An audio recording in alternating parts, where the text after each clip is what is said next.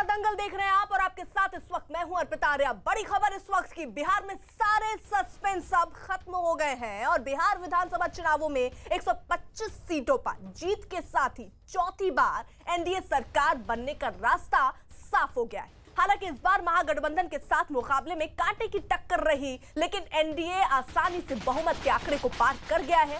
चुनाव आयोग की तरफ से जारी नतीजों के मुताबिक एनडीए के खाते में 125 सीटें गई हैं, जिसमें अकेले 74 बीजेपी के पास है, जबकि अब तक गठबंधन में बड़े भाई की भूमिका निभाने वाले जेडीयू 43 सीटों पर सिमट गई और 2015 के मुकाबले उससे 28 सीटों का नुकसान हुआ है। दूसरी तरफ महागठबंधन 110 सीटों तक ही पहुंच पाया। आरजेडी के 75 उम्मीदवार जीते, जबकि कांग्रेस 19 सीटों पर सिमट गई। बिहार में जीत के साथ ही एनडीए खेमे में पटना से लेकर दिल्ली तक जश्न का माहौल है।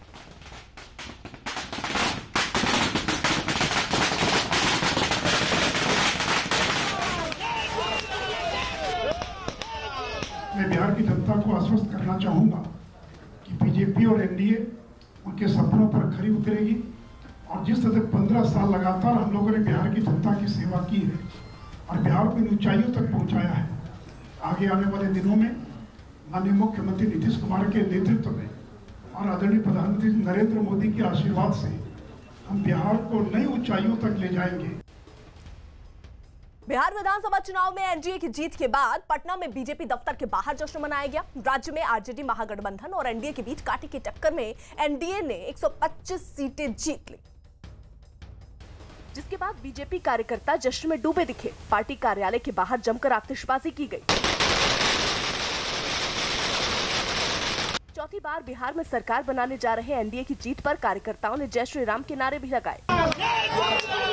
विधानसभा चुनाव में जीत हासिल करने के बाद बिहार के उप मुख्यमंत्री सुशील मोदी ने लोगों को ये विश्वास दिलाने की कोशिश की कि वो उनसे किए वायदों को पूरा करेंगे। हम बिहार को नई ऊंचाइयों तक ले जाएंगे, बिहार को और विकास के रास्ते पर आगे ले जाएंगे। बीजेपी दफ्तर की तरह नीतीश कुमार के घर के बाहर जेडीयू समर्थक जुटे और उन्होंने एक दूसरे को मिठाई खिलाकर जीत का जश्न मनाया। ये लोग विक्ट्री का चिन्ह भी दिखाते नजर आए।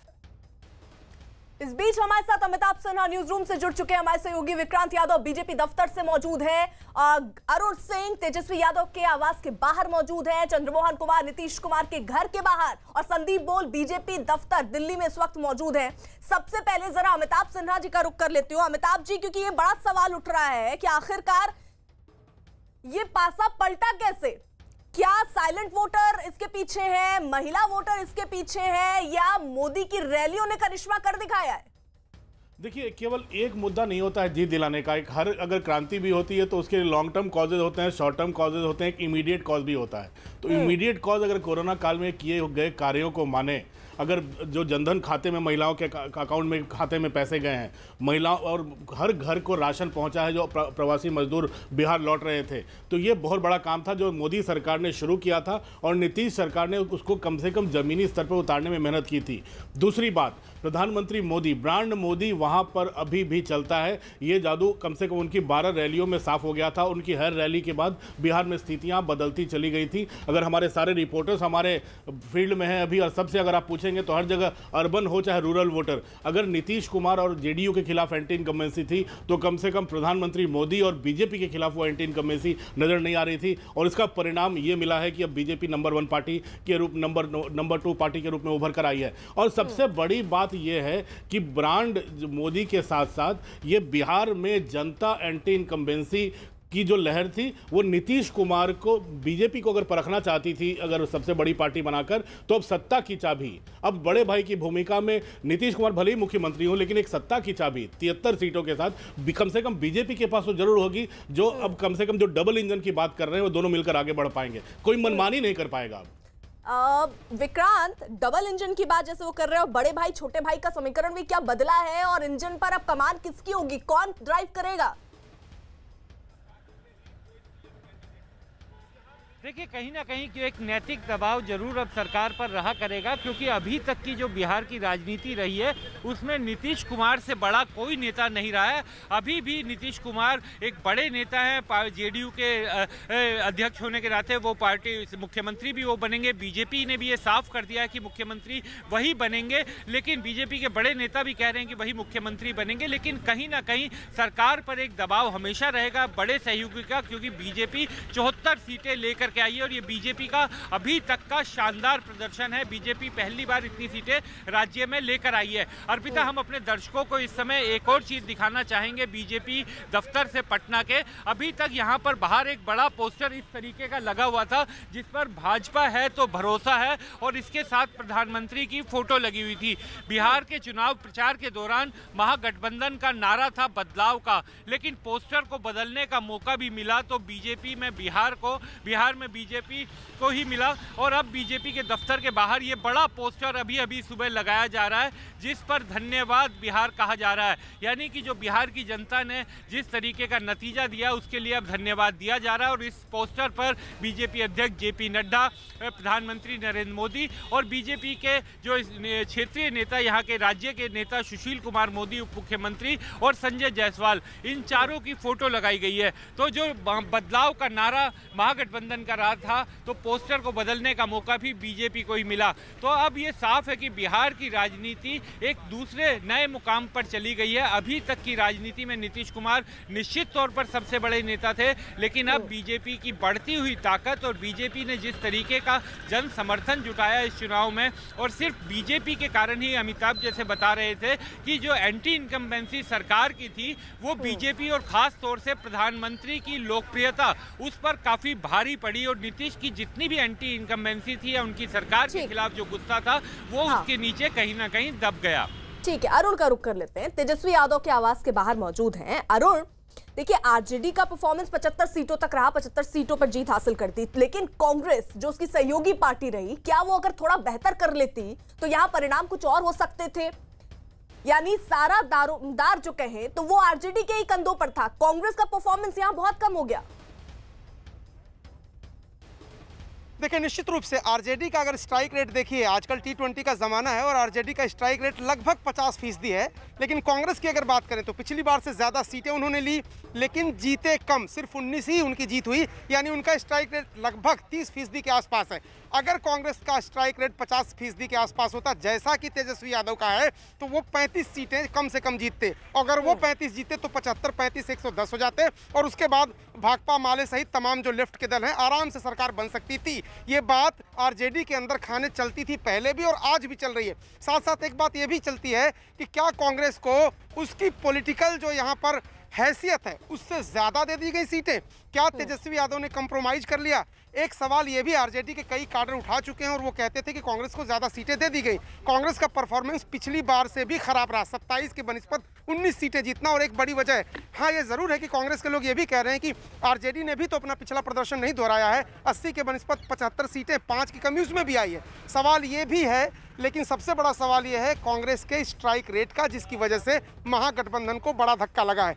जहां तक पूरे माहौल की बात है, एंटी इनकम्बेंसी की बात है, हाँ हम लोग जितनी जगह गए नीतीश कुमार के खिलाफ कुछ जगहों पर गुस्सा था, लेकिन एक फैक्टर जिस पर सबकी नजर जानी चाहिए वो ये कि प्रधानमंत्री के खिलाफ कोई गुस्सा नहीं था। प्रधानमंत्री के समर्थन में लोग थे और जो भी कुछ इज्जत बची है अगर एनडीए की तो वो प्रधानमंत्री की 12 रैलियों का उसमें बड़ा योगदान है। उन्होंने भीड़ भी जुटाई, उन्होंने तेजस्वी के भीड़ का जवाब भी दिया, तेजस्वी पर जमकर हमला किया।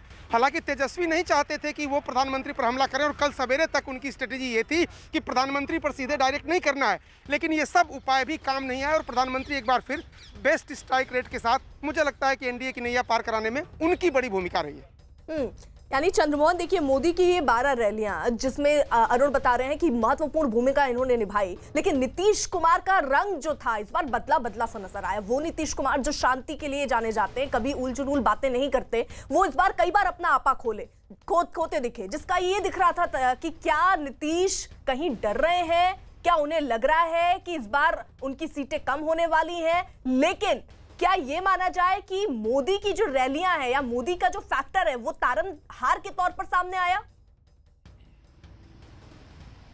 बिल्कुल, देखिए इस बात से इनकार नहीं किया जा सकता है, क्योंकि जिस तरह से नीतीश कुमार जब चुनाव प्रचार के लिए उतरे थे और लोगों का जो गुस्सा सामने देखने को मिल रहा था, या फिर जब भी आप गांव में या शहर में कहीं चौक चौराहों पर जाते थे, वहां सीधे तौर पर लोग सीधे तौर पर नीतीश कुमार के खिलाफ बोलते थे। इससे यह माना जा रहा था कहीं ना कहीं एंटी इनकम्बेंसी जो है वो नीतीश कुमार के खिलाफ ज़्यादा है। हालांकि जब प्रधानमंत्री नरेंद्र मोदी की रैली शुरू हुई, उसके बाद धीरे धीरे आस जगती गई और यह माना जा रहा था कि एनडीए सरकार में आ जाएगी, लेकिन मशक्कत करनी पड़ेगी। और वह देखने को भी मिला जब मतों की गिनती हो रही थी, क्योंकि साफ तौर पर जब नीतीश कुमार अपनी रैली शुरू किए थे, उस समय जब रैली में जाते थे तो लोग उनका विरोध भी करते थे उसी रैली में खड़े होकर, और जब प्रधानमंत्री रैली के लिए जाते थे उस समय ये सब देखने को नहीं मिलता था। तो साफ तौर पर यह माना जा रहा था कि जो एंटी इनकम्बेंसी है वो नीतीश कुमार के खिलाफ है और बीजेपी के खिलाफ कोई कुछ बोलता नहीं था। ऐसे में इस बात से इनकार नहीं किया जा सकता है कि बीजेपी जो है और प्रधानमंत्री नरेंद्र मोदी खासतौर पर तारनहार के तौर पर सामने आए, और उसके बाद जो उन्होंने रैलियां की उसके चलते फिर से एनडीए एक बार सत्ता में आई है। अभी हम मुख्यमंत्री आवास के बाहर खड़े हैं और हो सकता है कि 10 बजे के बाद जेडीयू के जो बड़े नेता हैं वो यहाँ पर पहुंचे और आगे किस तरह से और क्या किया जाए, क्योंकि बीच में पर्व है, दीपावली है, छठ है, जो बिहार का महान पर्व माना जाता है। ऐसे में सरकार बनाने की जो प्रक्रिया है वो क्या पहले हो या फिर बाद में हो, इस पर मंत्रणा की जाएगी। हालांकि बीजेपी के जो वरिष्ठ नेता हैं वो कल रात में यहाँ पर पहुंचे थे और अंदर में मीटिंग भी हुई थी, क्योंकि उस समय यह इंतजार किया जा रहा था, कसमकस चल रही थी 121 सीट, 122 सीट, और उसके बाद जब 125 सीट पहुंच गया उसके बाद जाकर एनडीए के जो नेता थे वो चैन की जो कहा जाए वो सांस ली, और उसके बाद फिर बीजेपी की ओर से प्रेस कॉन्फ्रेंस की गई थी। हमारे साथ कुछ लोग मौजूद हैं जो यहाँ पर मुख्यमंत्री आवास के बाहर पहुंचे हैं। क्या सोचकर सुबह पहुंच गए कि मुख्यमंत्री जी से भेंट होगा, और आप लोग से भी देखें कि कितना भीड़ है, क्या है यहाँ पर, कितना खुशी की लहर है, इसी के लिए पहुँच गए। और चूँकि टहलने आए थे तो हम लोग सोचे कि इसके होते हुए चले जाए। क्या सुबह पहुँचे हैं? अरविंद उज्ज्वल मेरा नाम है, मैं दैनिक भास्कर में। पर क्या सोच के पहुँचे हैं यहाँ पर? पहुँचे हैं कि मॉर्निंग वॉक पे हम लोग रोज आते हैं, तो सोचे मुख्यमंत्री को बधाई देते चले। काफ़ी मशक्कत के बाद जीत तो हासिल हुई, अंततः जो जीता छक्का मारा वही जीता। जो छक्का मारा वही जीता, तो इस बात का इंतजार हो रहा था। कल जब मतों की गिनती हो रही थी, रात में 11 बज चुके थे और 121 और 120 सीट के बीच जब एनडीए चल रहा था, उस समय नेता जो है यहाँ पर पहुंचे थे और उस समय यह इंतजार किया जा रहा था कि एनडीए कब जो बहुमत का आंकड़ा है उसको पार करे और उसके बाद फिर बीजेपी के नेता अपने ऑफिस पहुंचे। संदीप, एक बात तो तय है, जो जीता वही सिकंदर। बड़े कार्यक्रम होने वाले हैं जहां पर आप मौजूद हैं बीजेपी दफ्तर के बाहर। कितने बजे ये कार्यक्रम होना है? क्योंकि जश्न देखिए मनाने का मौका बहुत मिला, लेकिन काफी वक्त तक तो सस्पेंस में ही जश्न चला, लेकिन अब मोहर लग चुकी है, अब तो बढ़िया जश्न होगा। बिल्कुल, देखिए जश्न तो उसी वक्त शुरू हो गया था जिस वक्त रुझान आने शुरू हुए थे, और रुझान जो है एक लेवल पर जाकर रुक गए। यानी कि तभी से तय हो गया था कि हो सकता है कि जल्दी जो है यहाँ पे जो है नतीजे आएंगे, लेकिन लगातार जो है चूँकि ईवीएम ज़्यादा थे इस वजह से नतीजे आने में समय लग गया। लेकिन लगातार जो है यहाँ से 8 शाम को और से लेकर देर रात तक जो है यहाँ पे कार्यकर्ता मौजूद थे। लगातार यहाँ पे जश्न का माहौल था, क्योंकि थोड़ा सा संयम भी बरता गया बीजेपी की तरफ से, क्योंकि उस वक्त गिनतियाँ चल रही थी और जो मार्जिन था वो बहुत कम था। तो ऐसे में कहीं कोई ऐसी चीज़ ना हो जाए जिसकी वजह से जो है थोड़ी बहुत जो है एम्बैरेसमेंट हो, इसीलिए बहुत ज़्यादा जो है यहाँ पे जो है तैयारी नहीं की गई थी। लेकिन अब चूँकि अब साफ हो गया है बिहार में जो है एनडीए की सरकार बन रही है पूरी तरीके से, तो ऐसे में एक बड़े जश्न की तैयारी ज़रूर होगी। लेकिन अर्पिता, जश्न में थोड़ा सा खलल जो है हो सकता है कोरोना की वजह से, जैसे मैं पहले भी कह रहा था, क्योंकि एक सोशल डिस्टेंसिंग और ये सारी चीज़ें एक मैसेज देती है। अगर प्रधानमंत्री यहाँ आते हैं और उसके बाद इतनी ज़्यादा भीड़ अगर इसी कार्यालय में होगी तो जाहिर सी बात है एक मैसेज जाता है। तो इसीलिए माना जा रहा है कि यहाँ पे उतनी ज़्यादा भीड़ नहीं होगी, लेकिन जितने भी ऐसे कार्यालय है जहाँ पे कि बीजेपी जो है वहाँ पे इस तरीके के जश्न जो है वो कल से ही मनाने शुरू कर चुकी थी। ठीक है संदीप, रहिए आप हमारे साथ। देखिए, बिहार विधानसभा चुनावों में बेहतरीन प्रदर्शन के बाद बीजेपी में अब जश्न का माहौल है, जैसा जिक्र अभी संदीप कर रहे हैं। और दिल्ली में बीजेपी मुख्यालय में आज एक कार्यक्रम का आयोजन किया जाएगा और इस कार्यक्रम में बीजेपी के केंद्रीय नेतृत्व के साथ साथ खुद प्रधानमंत्री मोदी भी शिरकत करेंगे।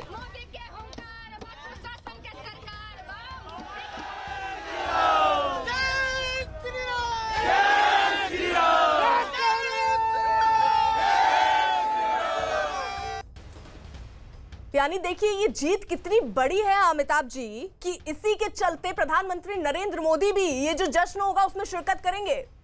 संभावना है कि प्रधानमंत्री भी रहे, पार्टी के संसदीय बोर्ड के सदस्य यानी कि पार्टी के तमाम शीर्ष नेता रहे और शाम को 4 बजे के बाद ये इस कार्यक्रम की संभावना है। लेकिन अभी इसके बारे में पार्टी ने पुख्ता इसके बारे में जानकारी नहीं दी है। कल जब कार्यक्रम रद्द हुआ था, पोस्टपोन हुआ था आज के लिए, तब यही हमें संकेत और संदेश मिला था कि कल हो सकता है कि प्रधानमंत्री पार्टी कार्यालय आए। तो फिलहाल हमें लग रहा है कि आज शाम को प्रधानमंत्री पार्टी से जरूर एक संदेश देंगे बिहार की जनता को भी और देश की जनता को भी, क्योंकि बिहार एक काफ़ी इज्जत की लड़ाई पार्टी ने लड़ी है और पार्टी ने काफ़ी मजबूती से लड़ाई लड़ी है और ये जानते हुए लड़ी है कि सत्ता में साथ थे, एंटी इनकम्बेंसी है, उसके बाद भी बड़ी मेहनत से ये लड़ाई लड़ी गई है नीतीश कुमार को आगे रखते हुए। और प्रधानमंत्री मोदी जानते हैं कि नीतीश कुमार के कमिटमेंट और नीतीश कुमार के इंटीग्रिटी पे कम से कम बिहार की जनता कोई सवाल नहीं उठा रही है। अगर 2005 में बीजेपी और जब अटल जी संसदीय बोर्ड में थे और आडवाणी जी के हाथ में कमान थी, तब भी बिहार का 15 साल बुरा हाल का नारा देकर बिहार में चुनाव लड़ा गया था।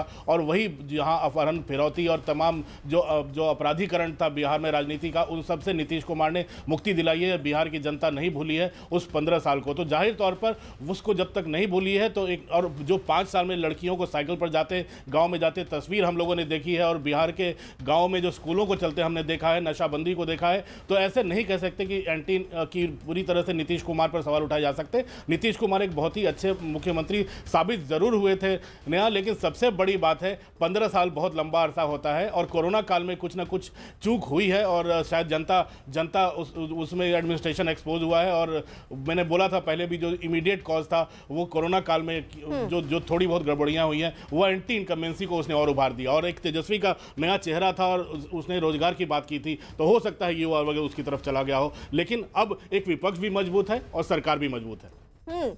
लेकिन विक्रांत, यहाँ सबसे ज्यादा सवाल चिराग पासवान पर भी उठ रहे हैं। ना तो वो किंग बन पाए, ना ही किंग मेकर की भूमिका वो निभा पाए। बमुश्किल रात होते होते एक सीट उनको मिली, उनकी पार्टी को मिली, लेकिन जेडीयू को भारी नुकसान उन्होंने पहुंचाया। यानी जो उन्होंने सोचा था, जो सोचकर वो चुनाव मैदान में उतरे थे, क्या उसमें वो कामयाब हो गए क्या?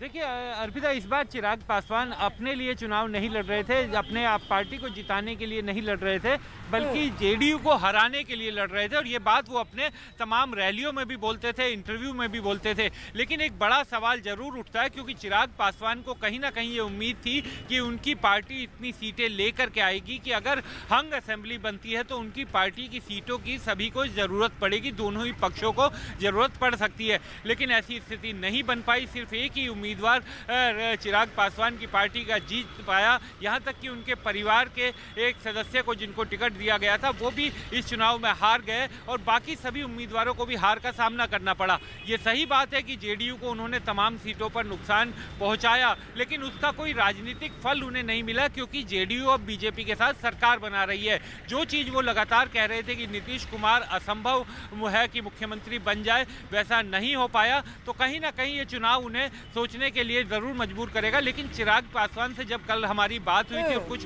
उनके करीबी लोगों से बात हुई, तो उनका ये कहना था कि इस चुनाव से पार्टी का कम से कम एक विस्तार हुआ, क्योंकि अभी तक पार्टी एनडीए गठबंधन के कारण एक सीमित एरिया में लड़ती थी, सीमित सीटें उन्हें मिलती थी। लेकिन अब बिहार के एक बड़े हिस्से में उन्होंने उम्मीदवार उतारे, उनका संगठन तैयार हुआ, उनकी टीम तैयार हुई। तो आने वाले अगले चुनाव में उन्हें उस विस्तार का फायदा मिलेगा। देखिए विक्रांत, चिराग पासवान का जिक्र कर रहे हैं तो बता दें, चिराग पासवान का जो सियासी दाव है, उन्हें ना तो वो किंग बना पाया जैसा जिक्र मैं कर रही हूं, ना ही किंग मेकर बना पाया। लेकिन लोक जनशक्ति पार्टी की वजह से इस बार के चुनाव में जेडीयू को भारी नुकसान हुआ है और कई सीटों पर जेडीयू पिछड़ गई। चिराग पासवान का पूरा चुनाव प्रचार नीतीश के खिलाफ रहा। हर सभा में उन्होंने नीतीश कुमार पर तीखे हमले किए, यहाँ तक कि उन्होंने सरकार बनने पर नीतीश कुमार को जेल भिजवाने तक का ऐलान कर दिया। अगर वो दोषी होंगे तो मैंने तो बोला जांच करवा के जेल भेजेंगे। हालांकि चिराग को इन हमलों से कुछ खास हासिल नहीं हुआ, लेकिन कई सीटों पर चिराग पासवान ने जेडीयू के वोट काटे और सीट महागठबंधन के खाते में चली गई। चिराग पासवान ने उन सीटों पर उम्मीदवार नहीं उतारे थे जहां से बीजेपी चुनाव मैदान में थी। बीजेपी के सबसे बड़ी पार्टी बनने के पीछे चिराग पासवान भी एक बड़ा फैक्टर साबित हुए। पप्पू यादव ने तो इसे बीजेपी की चाल बताने में भी देर नहीं की। नीतीश कुमार जी को एलजेपी ने तो बहुत ज्यादा डैमेज किया, जो सोच थी बीजेपी की वो सफल हुए। चिराग पासवान की पार्टी एलजेपी बिहार चुनाव में भले ही बेहतर प्रदर्शन ना कर पाई हो, लेकिन वो बीजेपी की जीत से खुश है। चिराग पासवान ने ट्वीट करते हुए बिहार में बीजेपी के बेहतरीन प्रदर्शन को पीएम मोदी की जीत बताया और इसके अलावा चिराग पासवान ने दावा किया कि चुनाव में उनकी पार्टी एलजेपी बेहद मजबूती से बिहार फर्स्ट और बिहारी फर्स्ट के संकल्प के साथ लड़ी और भविष्य में उन्हें इसका फायदा भी मिलेगा। लेकिन अरुण देखिए, यहां जो संभावनाएं जताई जा रही थी कि एक सिंपैथी वोट भी उनको मिल सकता है क्योंकि उनके अभी पिता नहीं रहे, वो वोट भी उनको मिल सकता है, लेकिन ऐसा कुछ होता हुआ नजर नहीं आया। अब देखिए केंद्र में तो गठबंधन है, उस पर जेडीयू के नेताओं से जब सवाल पूछा जा रहा है तो वो कह रहे हैं भाई ये तो निर्णय अब केंद्र को ही लेना है। देखिए चिराग पासवान का पूरा जो कैंपेन था वो नेगेटिव बेस पर आधारित था। चिराग पासवान चुनाव इसलिए नहीं लड़ रहे थे कि उनको अपनी सीट बढ़ानी है, उनको जेडीयू को हराना है इसलिए। और ये तब होता है जब किसी व्यक्ति से आपकी पर्सनल दुश्मनी हो जाए। जहां तक नीतीश कुमार का सवाल है, दो वाकये यहाँ की पॉलिटिकल सर्किल में बहुत आम है। पहली बात तो ये कि जब रामविलास पासवान राज्यसभा का चुनाव लड़ रहे थे और यहाँ पर नामांकन करने आए थे तो उनको रिसीव करने के लिए न वहाँ पर पहुँचे थे मुख्यमंत्री नीतीश कुमार और न ही उनके साथ नामांकन कराने जा रहे थे। उसके बाद चिराग पासवान का ये कहना है कि रामविलास पासवान ने बड़ा दिल दिखाते हुए नीतीश कुमार के घर वो पहुँच गए, उसके बावजूद वो उनके साथ नामांकन में नहीं गए। तीसरी जो घटना थी वो ये थी कि चिराग पासवान ने 3 बार मिलने का टाइम मांगा नीतीश कुमार से और नीतीश कुमार ने उनको मिलने तक का समय नहीं दिया क्योंकि वो उनको गंभीर राजनेता नहीं मानते थे। और यहीं से दुश्मनी की शुरुआत हुई, जो पॉलिटिकल दुश्मनी। और इतने बिदके चिराग पासवान कि उन्होंने अलग चुनाव लड़ने और खास तौर से जेडीयू को नुकसान पहुंचाने, मुख्यमंत्री को जेल भेजने जैसी बातें कही। इतनी कड़वी बातें तभी कही जाती हैं जब आप अपने लिए नहीं, अपना खेल बनाने के लिए नहीं, दूसरे का बिगाड़ने के लिए चुनाव लड़ते हैं। तो चिराग पासवान ने 2014 में बीजेपी के साथ समझौता किया, बीजेपी के साथ रहे और कहा जाता था कि बहुत दूरदृष्टि वाले राजनेता है और जितने राजनेता हैं उनके पुत्रों में से सबसे समझदार यही है। लेकिन ये चुनाव मैं कहूँगा कि उन्होंने दुश्मनी को ज़्यादा तवज्जो दी, अपनी पार्टी की परफॉर्मेंस या उसको मजबूत करने को ज़्यादा तवज्जो नहीं दी। ये पूरा जो पॉलिटिकल विश्लेषण है पटना के अगर लोगों से आप बात करेंगे तो वो यही बातें हैं। बिल्कुल सही बात आपने कहा कि जिस तरीके से चिराग पासवान का या मोटिव ही यही था कि खेल अपना बने ना बने दूसरे का जरूर बिगाड़ो, और वैसा कुछ करने में कामयाब भी कई हद तक हुए। अरुण रहिए आप हमारे साथ। देखिए बिहार विधानसभा चुनाव के शुरुआती रुझानों के बाद जेडीयू दफ्तर में जश्न की तैयारी तेज हो गई है। हालांकि जब वोटों की गिनती शुरू हुई तो उस वक्त बीजेपी और जेडीयू दफ्तर के बाहर सन्नाटा पसरा था और आरजेडी दफ्तर के बाहर जश्न का माहौल था। लेकिन जैसे ही शुरुआती रुझानों में एनडीए ने महागठबंधन को पीछे छोड़ा, जेडीयू दफ्तर में कार्यकर्ताओं की भीड़ जुटनी शुरू हो गई। थोड़ी ही देर बाद कुछ कार्यकर्ता पटाखे जलाकर वहां जश्न मनाने में जुट गए। उत्साह का माहौल जेडीयू ऑफिस में देखा जा सकता है और आप देख सकते हैं यहाँ पर कैसे पटाखों की आवाज है। रुझानों में एनडीए की बढ़ती सीटों को देखकर जेडीयू कार्यकर्ता बेहद उत्साहित दिखे। कुछ कार्यकर्ता तो मुख्यमंत्री नीतीश कुमार की फोटो छपी टी-शर्ट पहने भी नजर आए। बिहार के लोग चाहते हैं कि बिहार और आगे बढ़े और उस नेतृत्व को नीतीश कुमार ही आगे बढ़ा सकते हैं। सिर्फ बिहार के दूर दराज के इलाकों से ही नहीं बल्कि जीत का जश्न मनाने जेडीयू के कुछ समर्थक केरल से भी वहां पहुंचे थे। चंद्रमोहन, बेहद सस्पेंस से भरा हुआ ये बिहार इलेक्शन इस बार रहा और कहा जा रहा था कि पहले जिस तरीके से आरजेडी जश्न मना रही थी कि अब पलटेगा पासा, और ये कह रही थी कि जो बीजेपी ने लड्डू मंगाए हैं वो आरजेडी दफ्तर पहुंचेंगे। आप जरा बताइए कि आरजेडी में जो दफ्तर में लड्डू मंगाए गए थे वो पहुंचे क्या बीजेपी दफ्तर?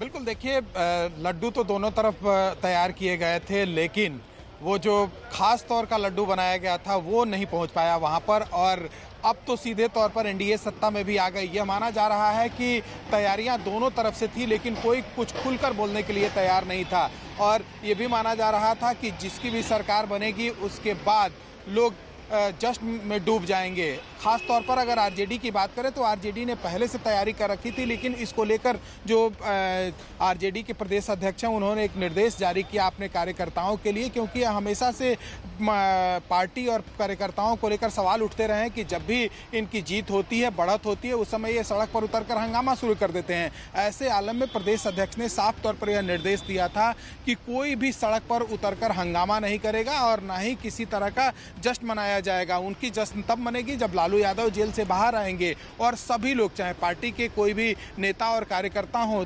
टीवी के सामने बैठकर इंतजार कर रहे थे कि कब उनकी पार्टी सत्ता में आती है। और ऐसे में जब उनको जीत नहीं मिली तो जो पार्टी के नेता और कार्यकर्ता थे, साफ तौर पर उनका आरोप जो है वो जेडीयू और बीजेपी के नेताओं के ऊपर लगने लगा, अधिकारियों के ऊपर लगने लगा। लेकिन अब तो एनडीए सत्ता में आ गई है और अब इसकी तैयारी चल रही है कि आगे जो लड्डू बनना है और वो कहां कहां तक पहुंचेगा, इसकी भी तैयारी की जा रही है। क्योंकि क्या जो सत्ता में आने वाले लोग हैं वो विपक्ष तक अपनी लड्डू पहुंचा पाएंगे?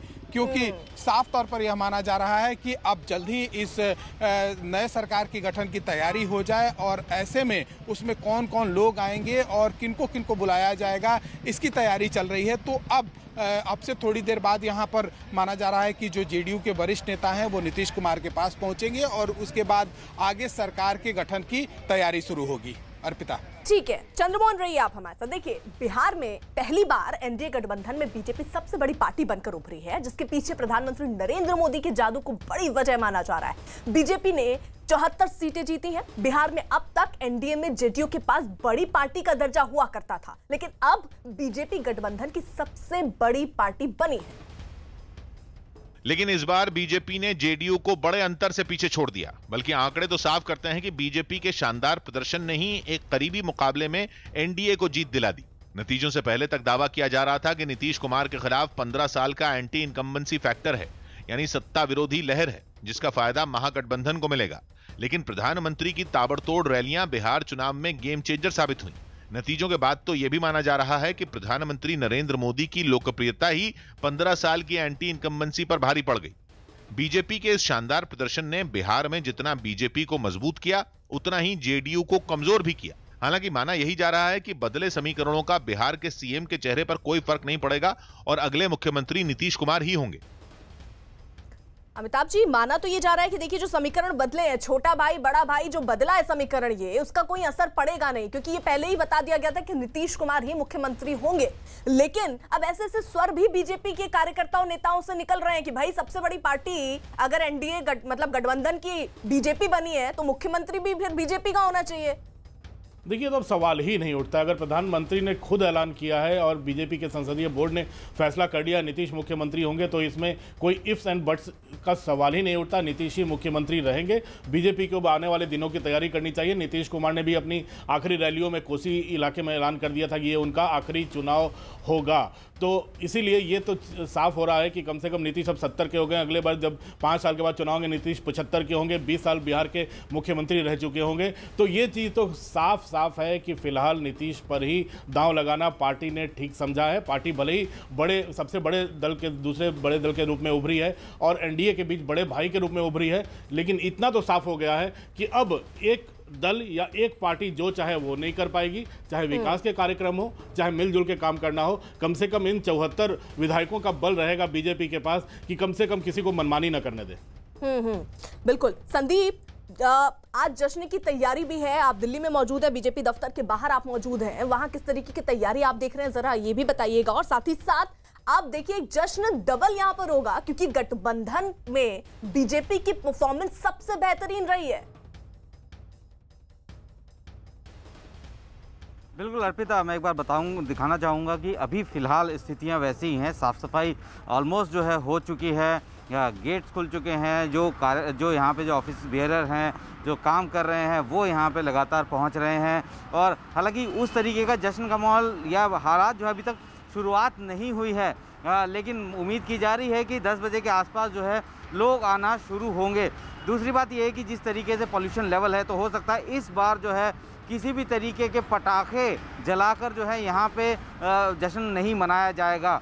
लेकिन अभी फ़िलहाल किसी तरीके की जानकारी, आधिकारिक जानकारी जो है बीजेपी की तरफ से नहीं जारी की गई है कि किस तरीके का कार्यक्रम जो है यहाँ पे होने वाला है, कितने बजे जो है जो यहाँ पे जो लीडर्स हैं वो पहुँचेंगे, प्रधानमंत्री कितने बजे तक पहुँचेंगे, इसका आधिकारिक जानकारी अभी नहीं दी जा रही। हो सकता है कि प्लान आउट किया जा रहा है, लेकिन ये एक कह सकते हैं कि डबल इंजन की एक बड़ी जीत है और जिसको सीधे तौर पर बिहार का इलेक्शन, जहाँ पे 15 साल के एंटी इनकम्बेंसी फैक्टर के बावजूद जो है एनडीए सरकार बना रही है, तो ऐसे में सारा श्रेय जो है वो पीएम मोदी को जाता है। और ऐसे में आप समझ सकते हैं कि यहाँ पे किस तरीके का जश्न होगा। और उसका ट्रेलर कल रात को सबने देख ही लिया है, लेकिन थोड़ा सा संयम जरूर बरता जाएगा यहाँ पे बीजेपी की तरफ से, क्योंकि कोरोना में सोशल डिस्टेंसिंग का पालन भी रहेगा। तो ऐसे में भव्यता में कमी कोई नहीं आएगी, लेकिन काफ़ी ऐसी प्रिकॉशन जो है वो ली जाएंगी, ताकि कोई ये सवाल ना उठा सके कि पोल्यूशन का लेवल इतना बढ़ रहा है,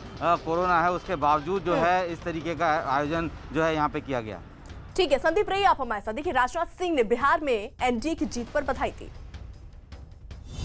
रक्षा मंत्री राजनाथ सिंह ने बिहार में एनडीए की जीत पर प्रधानमंत्री मोदी और सीएम नीतीश कुमार को ट्वीट कर बधाई दी। उन्होंने इस जीत को सुशासन और विकास की जीत बताया। हिमाचल प्रदेश के मंडी में सड़क किनारे खड़ी एक कार में आग लग गई, जिससे वहां अफरा तफरी मच गई। बताया गया कि कार में आग लगने से पहले ही उसमें सवार लोग नीचे उतर गए थे, इसलिए हादसे में किसी को नुकसान नहीं हुआ। बाद में आसपास के लोगों ने हिम्मत जुटाई और आग को बुझा दिया। आशंका जताई गई कि शॉर्ट सर्किट की वजह से कार में आग लगी थी। राजस्थान के जोधपुर में बन रही एक फैक्ट्री की दीवार गिर गई, जिसमें 8 लोगों की मौत हो गई। जिस वक्त ये हादसा हुआ उस वक्त कई मजदूर काम कर रहे थे, तभी अचानक दीवार उनके ऊपर ही गिर पड़ी। जानकारी मिलते ही राहत और बचाव दल के लोग घटना वाली जगह पहुंचे और फंसे लोगों को निकालने का काम शुरू कर दिया। बताया गया रेस्क्यू के दौरान मलबे में दबे 14 मजदूरों को बाहर निकालकर अस्पताल में भर्ती कराया गया।